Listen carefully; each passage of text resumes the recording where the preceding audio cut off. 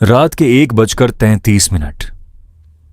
हिमाचल प्रदेश, स्पीति घाटी। समुद्र तल से 4200 मीटर ऊपर एक पहाड़ी के किनारे 3 टेंट लगे थे।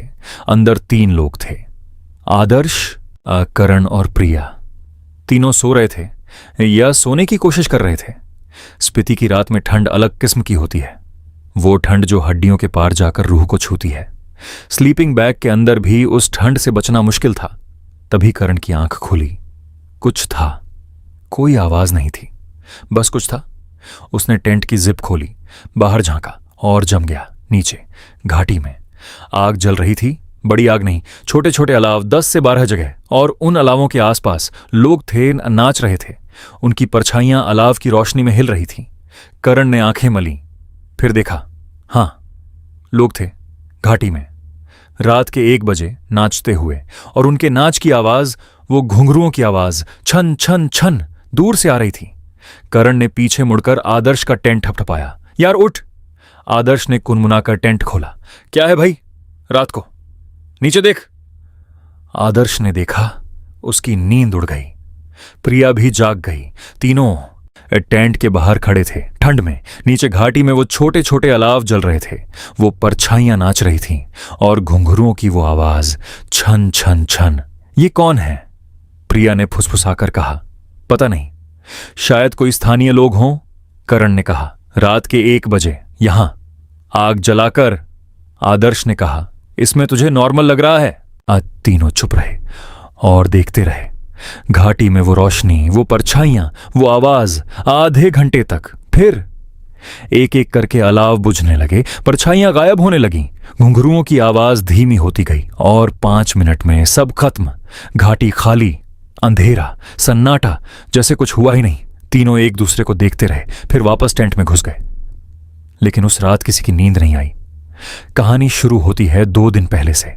आदर्श मेहता, 28 साल, मुंबई का, लंबा, पतला, काला जैकेट, फोटोग्राफर, हर चीज को कैमरे से देखने का आदत। करण वर्मा, 30 साल, दिल्ली का, गोरा, भूरे बाल, हरा स्वेटर, ट्रैकिंग का शौकीन, हर जगह जाना चाहता था, हर पहाड़ चढ़ना चाहता था। प्रिया सक्सेना, 27 साल, लखनऊ की, छोटे बाल, नारंगी जैकेट, लेखक, जो भी देखती थी उसे शब्दों में उतारना चाहती थी।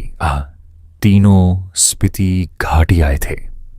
आदर्श की फोटोग्राफी के लिए, करण की ट्रैकिंग के लिए, प्रिया के लेखन के निज लिए।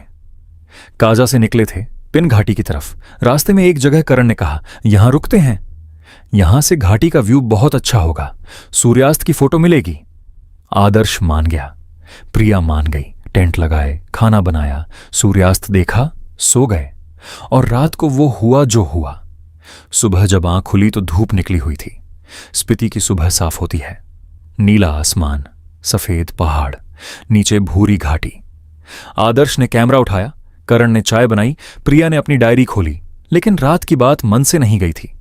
नाश्ते के बाद आदर्श ने कहा, चलो नीचे जाते हैं, देखते हैं वहां क्या था।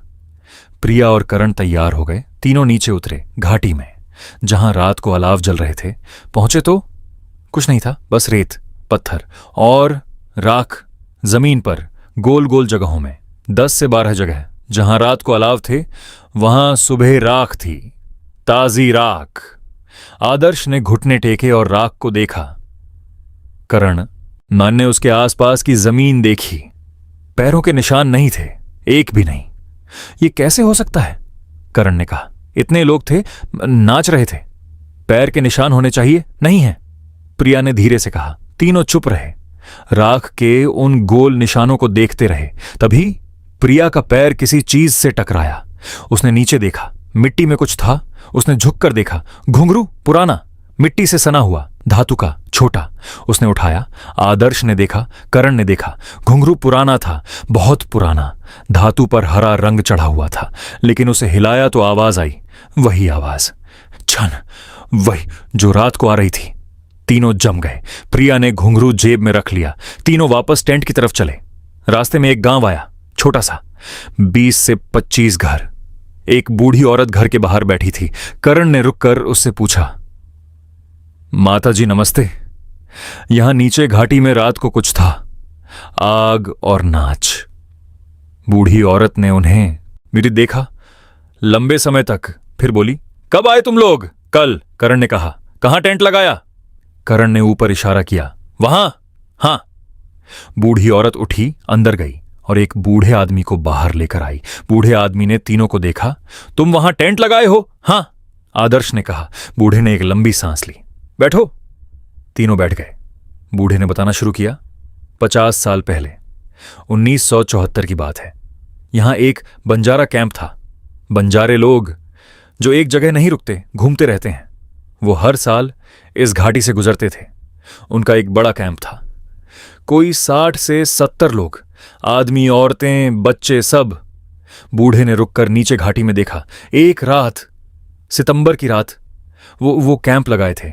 आग जलाई थी, नाच गाना हो रहा था। उनके साथ हमेशा ऐसा होता था। रात को नाचते थे, सुबह आगे बढ़ते थे। लेकिन उस रात कुछ हुआ। क्या हुआ? प्रिया ने पूछा। बूढ़े ने कहा, कोई नहीं जानता। सुबह जब गांव वाले नीचे गए तो कैंप खाली था, सिर्फ राख बची थी। 60 से 70 लोग, एक भी नहीं। कहां गए? आदर्श ने पूछा। बूढ़े ने कहा, आज तक पता नहीं, कोई नहीं मिला, न जिंदा ना। बूढ़े ने बात अधूरी छोड़ दी। करण ने पूछा, तो रात को जो हमने देखा? बूढ़े ने उन्हें देखा। तुमने देखा? हां, आग थी, लोग नाच रहे थे, घुंघरुओं की आवाज थी। बूढ़े की आंखें सिकुड़ी। हर साल आते हैं उस रात को, उसी जगह, वही करते हैं जो उस रात कर रहे थे। जब बूढ़े ने फिर बात अधूरी छोड़ी। यहां के लोग उस तरफ रात को नहीं जाते। प्रिया के हाथ कांपे। उसकी जेब में घुंघरू था। वो बोलने ही वाली थी। तभी बूढ़े ने कहा, तुम लोगों ने वहां से कुछ उठाया तो नहीं? तीनों एक दूसरे को देखने लगे। प्रिया ने जेब में हाथ डाला, घुंघरू निकाला। बूढ़े ने देखा, उनका रंग उड़ गया। ये कहां मिला तुम्हें? न, घाटी में, राख के पास। बूढ़े ने धीरे से कहा, ये रखो मत अपने पास। क्यों? करण ने पूछा। बूढ़े ने कहा, वो लोग 50 साल से वही हैं। जो चीज उनकी है वो उनके पास होनी चाहिए। अगर तुम उनकी चीज लेकर जाओगे तो? बूढ़े ने फिर रुककर देखा। तो वो तुम्हारे पीछे आएंगे। कमरे में सन्नाटा छा गया। तो वापस कर दो, प्रिया ने कहा। बूढ़े ने कहा, हां, लेकिन सिर्फ वापस करने से काम नहीं चलेगा। तो क्या करना होगा? आदर्श ने पूछा। बूढ़े ने सोचा, फिर अंदर गया। एक पुरानी लकड़ी की डिब्बी लेकर आया। उसमें कुछ चीजें थीं, थोड़ा चावल, थोड़े फूल, एक लाल धागा। ये लो, जाओ उस जगह जहां राख थी, घुंघरू वहीं रखो, ये चावल और फूल भी रखो, लाल धागा एक पत्थर पर बांधो और कहो कि हम माफी मांगते हैं। हमें नहीं पता था, बस इतना। तुम, बूढ़े ने कहा। वो लोग बुरे नहीं हैं, बस अपनी चीज चाहते हैं, अपनी जगह पर। तीनों उठे, बूढ़े का शुक्रिया किया और उस घाटी की तरफ चले। रास्ते में प्रिया चुप थी। करण ने पूछा, ठीक है? प्रिया ने कहा, मैंने जेब में रखा था, रात भर मेरे पास था। करण ने कहा, तुझे कुछ हुआ? प्रिया ने सोचा। रात को एक बार नींद में कुछ सुना था, घुंघरुओं की आवाज, बहुत पास से। लेकिन उसने कहा, नहीं, कुछ नहीं। घाटी आई, वो जगह आई। राख के गोल निशान अभी भी थे। प्रिया ने घुटने टेके, घुंघरू उठाया, उस राख के पास रखा, चावल और फूल रखे, लाल धागा एक पत्थर पर बांधा और धीरे से बोली, हमें माफ करना, हमें नहीं पता था ये तुम्हारी है। तीनों खड़े रहे। ठंडी हवा चल रही थी। ऊपर आसमान नीला था, पहाड़ सफेद थे, घाटी में सन्नाटा था। और फिर उस सन्नाटे में बहुत दूर से, बहुत धीरे से एक आवाज आई, छन, एक बार, बस एक बार, जैसे कोई कह रहा हो, ठीक है। तीनों ने एक दूसरे को देखा। आदर्श की आंखें भरी हुई थीं।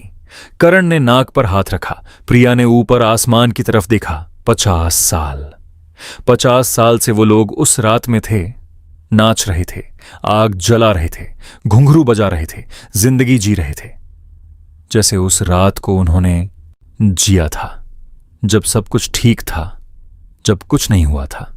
तीनों वहां से उठे, वापस आए, टेंट उखाड़े, गाड़ी में सामान रखा, काजा की तरफ चले। घाटी पीछे छूट गई, पहाड़ पीछे रह गए। लेकिन उस घाटी में, उन राख के गोल निशानों के बीच, वो पुराना घुंघरू था, वापस अपनी जगह पर। और उस रात, जब अगली बार सितंबर की ठंडी रात आएगी, वो अलाव जलेंगे, वो परछाइयां नाचेंगी, वो घुंघरू बजेगा, छन छन छन। लेकिन अब एक घुंघरू ज्यादा। समाप्त।